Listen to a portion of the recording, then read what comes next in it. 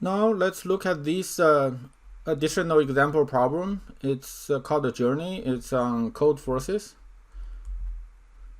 And here's a problem description. So I'm taking the full description instead of simplified version so that we can see, we can go through the process of distilling the actual problem from the description. So there are n cities and n-1 roads. Each road connect two cities, and we can reach any city from any other by the road. So then that means connected, and the number of edges is one less than the number of nodes, so it's a tree. Someone they are on a horse in the first city, so they start traveling through the roads.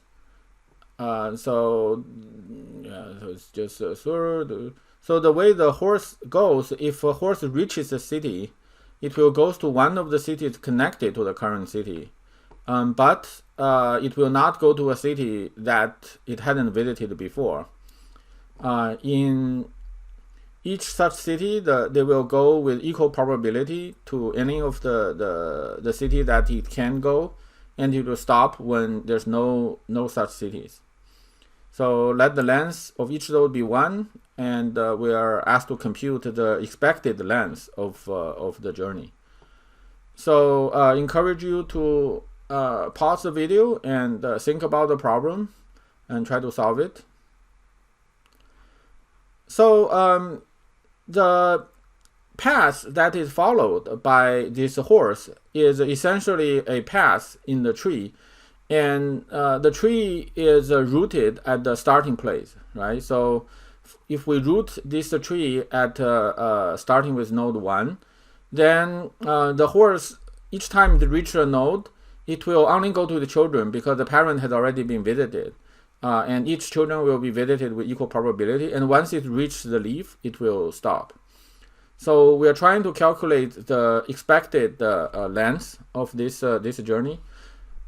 So the reason I choose this problem is I see some similarity with one of the homework problem where we need to computing some value using double type. So it's a fairly straightforward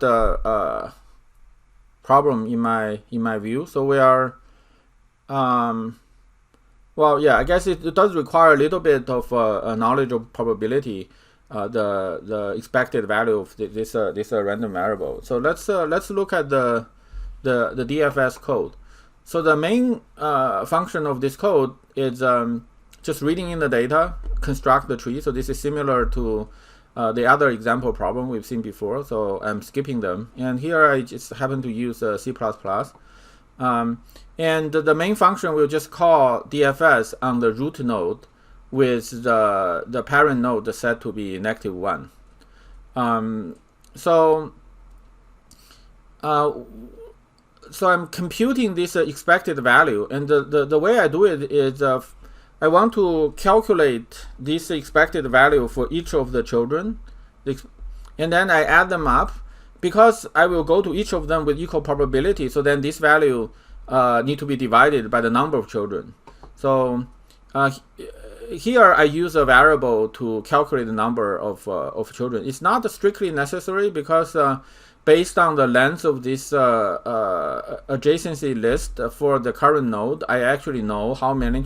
But I do need to consider whether it's a root or not. So I just use a variable to store that. And this is expected value computation. The variable storing the expected value.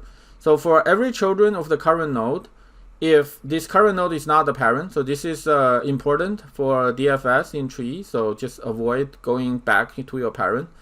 At this point, I find the children, so then increase the number of children, and then the expected value is whatever expected value I have for the children plus 1, because it takes step 1, length 1 to go to that children.